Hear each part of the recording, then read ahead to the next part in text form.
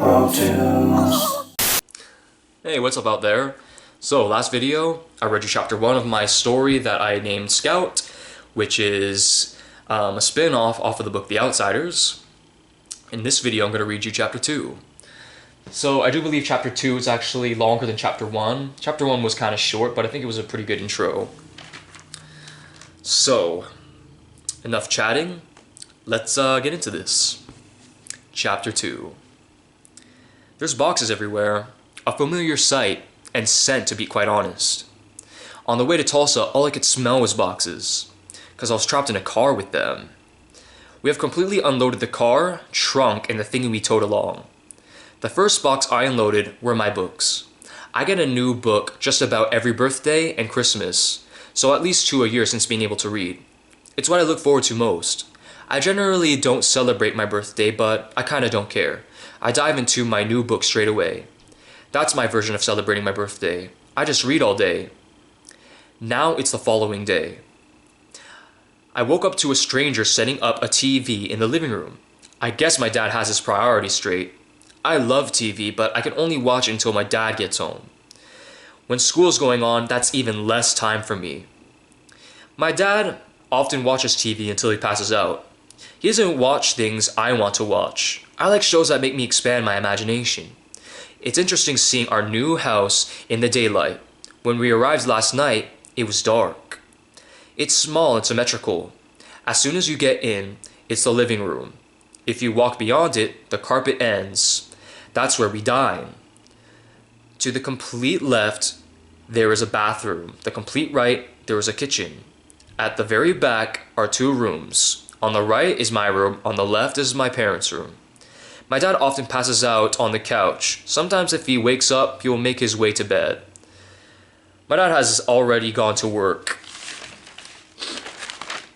it looks like, and my mom is making breakfast.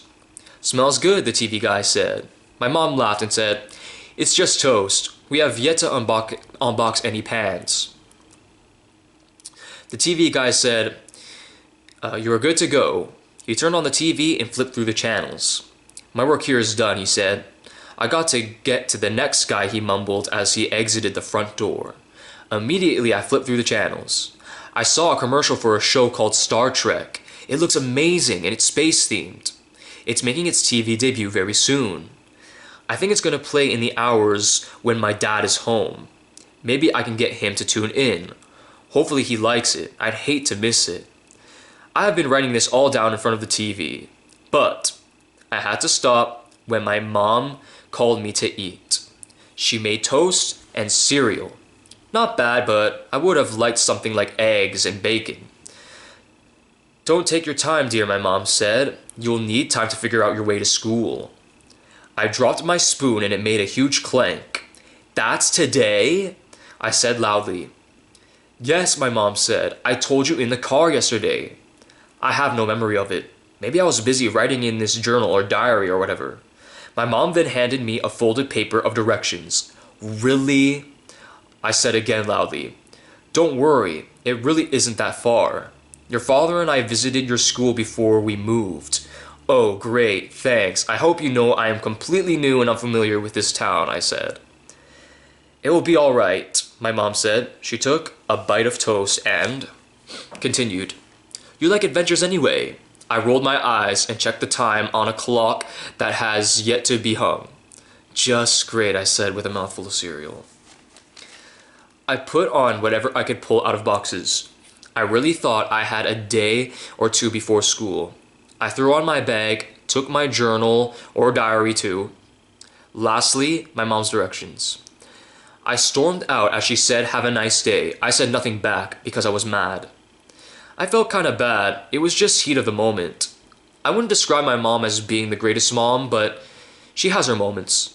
I think she could work harder at the mom thing though. I have to admit, looking for the school was actually kind of fun. I got a small tour of the neighborhoods and a tiny bit of town. I was happy to learn there was a library decently close. It's a little bit of a walk, but it's fine. I like walks anyway. Finding the school with my mom's directions was kinda like a treasure hunt. Maybe my mom knows me better than I think. Once I reached the school, I felt a knot in my stomach. I had to remind myself I'm a tough girl. I took a deep breath and marched towards it.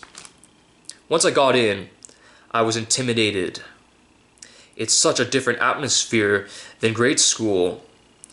It seems much less innocent, and everyone is so tall. I'm small. I'm only 5'1¼ Girls stop growing before boys. I often worry I won't grow too much more than this. Although I'm a tough girl, I'm fully aware I look young and sound young. I've tried lowering my voice, but it just sounds stupid. I've gathered my schedule and got my locker. On either side of me are tall boys that tower me. When the bell rang, I made my way to my first class. The two boys followed me the whole way. I turned around before entering the door and gave them a dirty look. I thought maybe they were up to something. They just walked right past me into the class. I thought to myself, they're in the 9th grade? They look so big. As the day went on, and I started identifying the 9th graders, I've come to the conclusion the 9th grade is around the time boys start sprouting. Some of them are tall, some aren't. Some have dropped voices, some don't. Some of their voices are so squeaky, they can barely talk. I won't lie, it's pretty funny. Lunchtime was fun. I had no money or a lunch. Did my mom say she had a lunch for me to bring? I'm pretty sure I stopped writing at that point.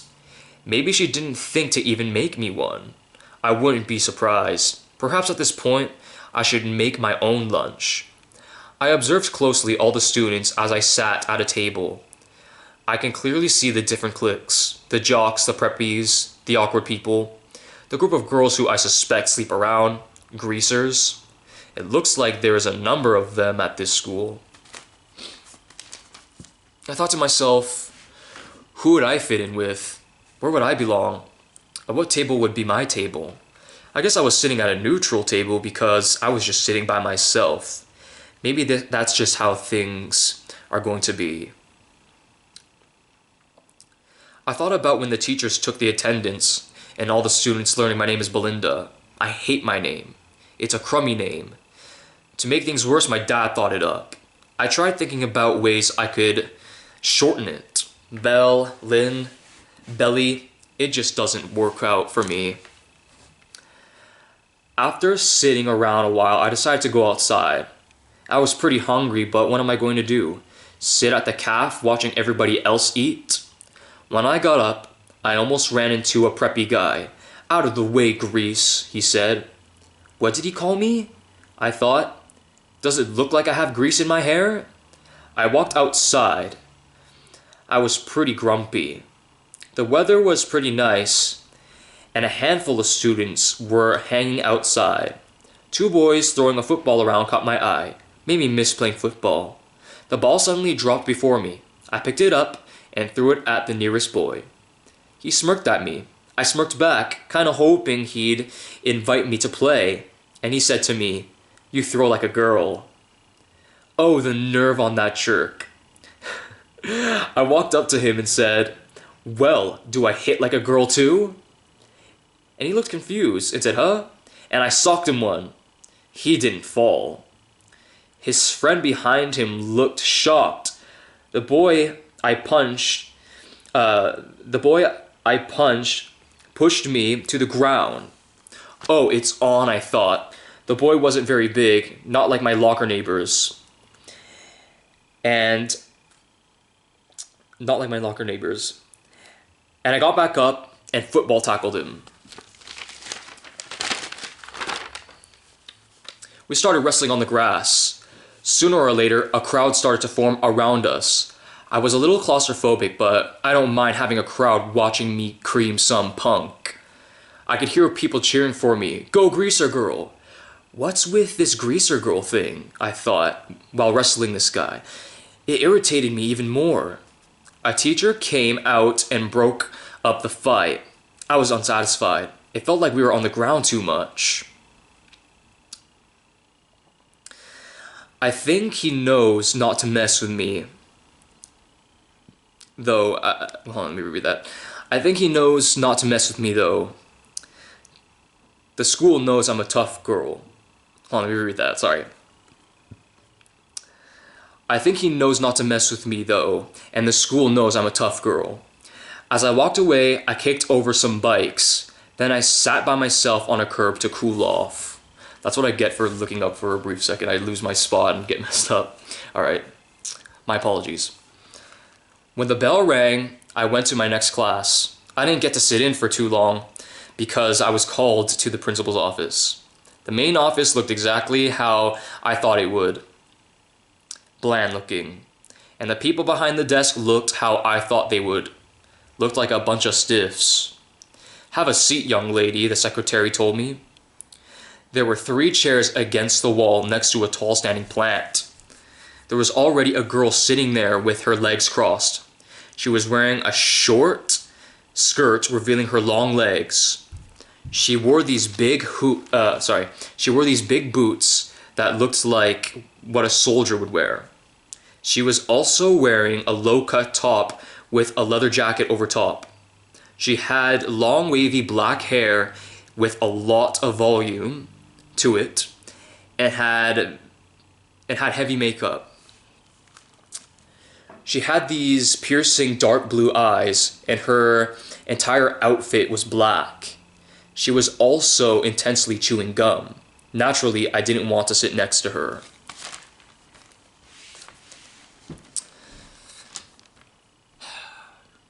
I sat down with one chair between us.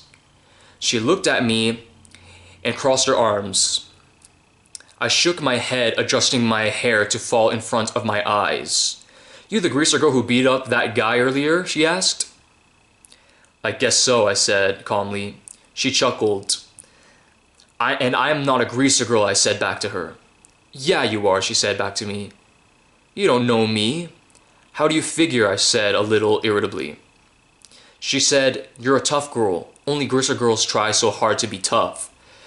You dress and look low class. Tell me this. Are you from the north side?" She went on to say. I was extremely unfamiliar with our town, but I remembered the library on the way to school. The sign said Northside Library. "Yeah," I replied. "You probably hang out with greasers too." "I don't hang out with anyone," I said loudly. "Cool it. I'm a greaser girl too. We shouldn't be enemies," she said. It dawned on me. Greaser girls didn't have to actually wear grease. If I think about it, girls don't usually wear grease in their hair, period. This is when I learned I had a lot to learn about this town. I wasn't sure if I actually cared about staying in this town or move away like I always do. In an instant, I was put into a box with a label on it. I've only been here less than a day.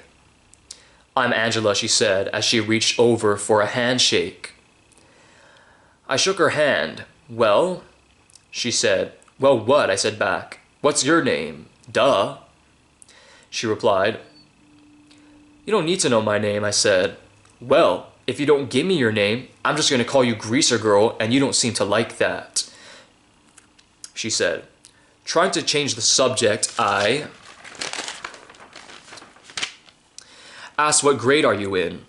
"Freshman," she said, as she tucked her hair behind her ear, revealing a hoop earring with a spike at the bottom of it. I was in complete utter shock. She looks grown up. I thought she could have been 17 going on 18. I started becoming very curious about her. "What are you in for?" I asked. "Oh, could be a number of things. My outfit, the fact that I said very inappropriate things to a social girl, or maybe it's the fact that I'm chewing on gum on school grounds," she said. My apologies, the SD card ran out of room, so I'm just going to pick up where I left off. Okay. "Or maybe it's the fact that I'm chewing gum on school grounds." The secretary walked around her desk with a garbage bin, saying, "Spit out your gum, miss." Angela put her gum in her teeth and pulled it as long as she could, and finally dropped it in the garbage with attitude. I thought to myself, this is indeed a tough girl. The principal's office door opened, and the boy I beat up came out. Our eyes met. He looked scared. He turned away and walked out of the office. That kid looked like he was gonna piss himself, Angela said, almost laughing. Belinda, the principal asked. Angela looked at me and mimed, Belinda. I rolled my eyes as I got up. On the way there, I wondered what a soch was. The principal looked really proper, with glasses on. He leaned in and asked, okay, tell me your side of the story. So I explained. In a nutshell, it was lunchtime. I had no money for lunch, and I also didn't have a lunch from home. So I decided to go outside when a football landed in front of me. I threw it back to the owner, and he smiled at me. I thought maybe he would invite me to play, but instead, he told me you throw like a girl, so I punched him in the face. He provoked a hungry girl who knows her throw ain't half bad. To my surprise, the principal started laughing. After he calmed himself, he took his glasses off. Belinda, dear, you can't do that, he told me. Here we have backup lunches here in the office. Feel free to take one, he continued saying. The both of you aren't seriously hurt. I'll let you off on a generous warning. Don't interact with that student unless it's an apology, and I suggest that you do, he explained. I had no intentions of talking to that kid. Okie dokie, I said as I blew the bangs out of my eyes. The principal opened the door and asked the secretary for a backup lunch. It was in a paper brown bag. As I walked out of the principal's office, Angela waved goodbye to me with her fingers with a sinister grin. I decided to skip class to just eat. There was some juice, yogurt, an apple, and a granola bar. I ate it like I hadn't ate my entire life. I was pretty hungry and didn't even finish my breakfast. At this point, I just couldn't wait to either watch TV or read a book. Maybe I'll hit the library on the way home. At last, the last class of the day, where I am right now actually. I took my diary to class. I wrote a big portion of it pretending to take notes. After I stopped writing this morning, hold on, let me reread that. At last, the last class of the day, where I am at right, oh God, let me reread that. At last, the last class of the day, where I am right now actually. I took my diary to class. I wrote a big portion of it pretending to take notes after I stopped writing to eat breakfast this morning. I wrote the rest onward here. School ends shortly, so I'm gonna put my pen down soon. Writing really helped me kill time. The bell rings in 3, 2, 1. End of chapter 2. Okay, so I mumbled my words a little bit. I did write this in pen, so like sometimes I scratch things out, like no, I'll put this instead. So I'm like, my eyes are like drifting on like the notes that I put. I just preferred writing it down on a page instead of on the computer. But yeah, I know I mumbled my words a little bit here and there. Hopefully it wasn't too bad. Hopefully you guys were still able to follow the story. I just feel like it would be too much to re-record it and make sure everything's perfect. So hopefully you guys are still, hopefully it didn't totally distract you or anything like that. Hopefully you guys enjoyed chapter 2. It would mean a lot to me if you guys left a like or a comment and all of that. Be sure to subscribe to my brother and I's YouTube channel here on BroTunes. We're always up to a bunch of stuff, and we got a lot of ideas for this channel, and we really would like for it to grow. So anyways, thanks for watching. It means a lot.